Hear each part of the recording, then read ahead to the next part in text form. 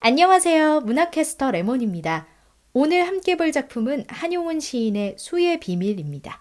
1926년에 발간된 시집 님의 침묵에 실린 88편의 시 가운데 한 편이지요.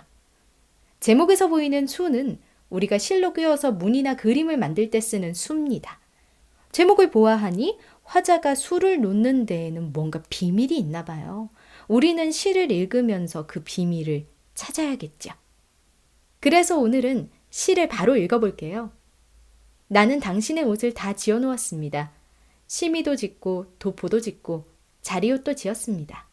짓지 아니한 것은 작은 주머니에 수 놓는 것뿐입니다. 그 주머니는 나의 손때가 많이 묻었습니다. 짓다가 놓아두고 짓다가 놓아두고 한 까닭입니다. 다른 사람들은 나의 바느질 솜씨가 없는 줄로 알지만은 그러한 비밀은 나밖에는 아는 사람이 없습니다.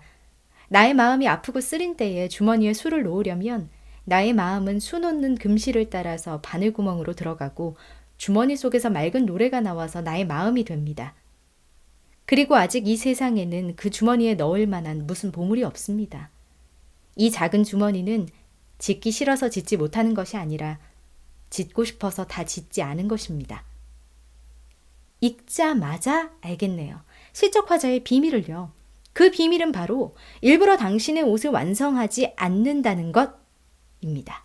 거의 다 마무리가 되어서 주머니에 수놓기만 하면 되는데 옷을 들었다 놨다 하느라 손때까지 많이 묻혔어요.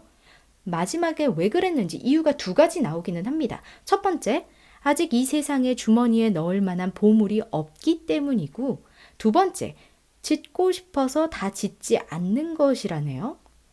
첫 번째야 그렇다 치더라도 두 번째는 무슨 말인지 아마 보자마자 이거 역설법이네 하고 알아차리기는 쉽지만 그래서 역설법을 통해서 드러내려는 것이 무엇인지 생각을 해야 돼요.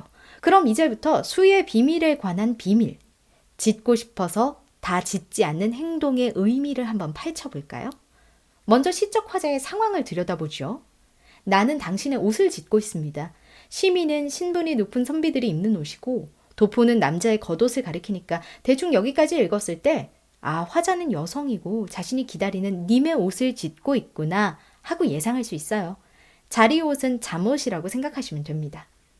다른 사람들이 나의 솜씨를 의심할 정도로 나는 오랫동안 옷을 짓는 마지막 단계, 수를 놓는 단계를 벗어나지 못하고 있어요. 매일같이 들었다 놨다 할 뿐이죠. 하지만 나는 솜씨가 없는 게 아니에요. 나에게 수를 놓는 일은 아주 중요한 하루 일과거든요. 사실 당신이 곁에 없어서 나는 마음이 아프고 쓰린데요. 그때 주머니에 수를 놓으면 그나마 마음이 좀 나아져요. 바늘이 옷 위를 왔다 갔다 할 때 쓰라린 마음이 맑은 노래가 되거든요. 이 부분을 어려운 말로 추상적인 관념을 구체적인 이미지로 형상화하고 있다. 라고 합니다. 여기서 추상적인 관념은 마음이겠죠? 그래서 마치 마음을 실처럼 표현해서 눈에 보이는 것처럼 만든 거예요. 이렇게 눈에 보이는 것처럼 만드는 걸 형상화라고 합니다. 그러니까 나에게는 수 놓는 작업이 당신을 기다리는 의식이 되는 거예요. 수를 놓고 있으면 쓰라린 마음 대신 당신이 올 거라는 기대와 희망으로 가득하게 되니까요. 당신이 돌아올 것이라는 희망을 품고 당신을 그리워하고 기다리게 해주는 행동이 바로 수놓기인 거죠. 이 행위가 없었다면 어쩌면 화자는 너무 지치고 힘들어서 중간에 포기해버렸을지도 몰라요. 이 부분이 바로 맨 마지막 행의 역설법이 쓰인 부분과 연결돼요. 짓고 싶어서 다 짓지 않는 것, 이 부분에 살짝 몇 마디 끼워 넣어 볼게요. 그럼 훨씬 더 쉽게 와닿을 거예요. 매일매일 짓고 싶어서 다 짓지 않는 것입니다. 짓는 행위를 멈추고 싶지 않기 때문에 완성을 미루는 거죠. 짓는 행위를 멈추는 순간 옷은 완성되었는데 당신이 여기 없다는 현실이 느껴지니까요. 짓는 행위는 곧 그리움과 당신에 대한 나의 사랑이니까 앞으로도 이 사랑은, 이 그리움은 계속되겠다라고 예상할 수 있겠지요.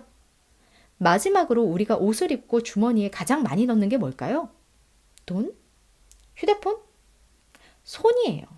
아직 주머니에 넣을 만한 보물이 없다잖아요. 그게 뭐겠어요? 제 해석으로는 당신의 따뜻한 손이에요. 당신이 와야만 그 주머니에 당신 손을 담을 수 있지 않겠어요? 그러니 여기서 보물은 당신과의 재회라고 해석할 수 있겠죠? 조금 더 깊이 시를 해석해 보려면 당신의 의미를 들여다보면 좋아요. 사실 바로 직전 영상에서 소개했던 김소월 시인의 님의 노래에서도 님에 대한 이야기를 했었죠? 김소월 시인과 한용운 시인은 님이 없는 상황에서 님을 노래했다는 공통점이 있으니 이 시에서도 역시 당신의 의미를 찾아보면 훨씬 깊이 이해하실 수 있을 거예요. 사실 한용운 시인의 경우는 님에 대한 생각을 시집에 직접 적어두셨어요.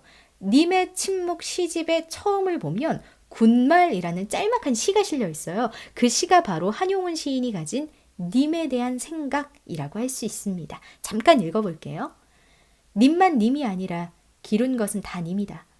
중생이 석가의 님이라면 철학은 칸트의 님이다. 장미화의 님이 봄비라면 마치니의 님은 이태리다. 님은 내가 사랑할 뿐 아니라 나를 사랑하나니라. 연애가 자유라면 님도 자유일 것이다. 그러나 너희는 이름 좋은 자유에 알뜰한 구속을 받지 않느냐? 너에게도 님이 있느냐? 있다면 님이 아니라 너의 그림자니라. 나는 해저문 벌판에서 돌아가는 길을 잃고 헤매는 어린 양이 기루어서 이 시를 쓴다. 여기서 기룹다의 뜻은 그리워하다라는 의미로 해석하시면 돼요. 그러니까 한용운 시인은 님은 그리워하는 모든 것이라고 말씀하신 거예요. 중생은 석가모니의 님이고요. 철학은 철학자 칸트의 님이고요. 봄비는 장미꽃의 님이고요. 이탈리아라는 국가는 혁명가 마치니의 님이라고 말합니다. 다시 말하면 구원자에게는 구원을 받을 사람들이 님이고요. 철학자에게는 철학이라는 심오한 진리가 님이겠죠. 자연물에게는 자신의 생명을 북돋아주는 또 다른 자연물이, 국가를 생각하는 사람에게는 국가가 곧 님이죠. 굉장히 님의 범위가 넓은 거 아시겠죠? 그래서 한용운 시인의 시에 나온 당신을 조국의 해방으로 보기도 하고 불교의 가르침이나 깨달음으로 보기도 하고요. 사랑하는 당신으로 해석하기도 합니다. 아마도 시인은 님을 한 가지로 해석하기를 원하지 않으셨던 것 같아요. 자신의 상황에 맞게 읽고 생각하기를 원하셨던 것 같아요. 여기서부터는 굳이 이해하지 않으셔도 돼요. 한번 그냥 들어보세요. 우리는 필연적으로 님을 사랑하게 돼요. 왜냐? 우리가 추구하는 거니까요. 그런데 과연 우리는 진짜 님을 보고 있는 걸까요? 사랑의 자유라면 우리는 님을 속박해서는 안 되죠. 자유니까요. 한 가지 틀에 맞추어서 생각해서는 안 된다는 거죠. 그래서 시인은 묻습니다. 너에게도 님이 있느냐? 그리고 이 질문에 있다고 대답할 수 있다면 그건 이미 님이 아닌 거예요. 님이라고 부를 수 있는 즉시 그것은 님으로서의 성질을 잃어버리고 나의 그림자가 되어버리는 거죠. 너무 어렵죠? 무슨 말이야? 한마디로 정리할 수 없는 게 진리고 단정하게 깔끔하게 표현할 수 없는 것이 본질이라는 뜻. 여기까지만 알아두시면 좋을 것 같아요. 그래서 마지막에 시인은 헤매는 어린 양을 그리워하며 시를 쓴다고 한 거고요. 어린 양은 여기서 아마 시인 자신일 거예요. 이 군말이라는 뜻이 쓸데없는 말이라는 걸 떠올려 보면 아마도 이렇게 말하는 것조차, 이렇게 진리에 대해서 이야기하는 것조차 진리를 추구하고 님에게 가까워지는데 소용없다라고 시인은 생각했던 게 아닐까 싶습니다. 한용운 시인의 수의 비밀 여기까지였고요. 지금까지 문학캐스터 레몬이었습니다.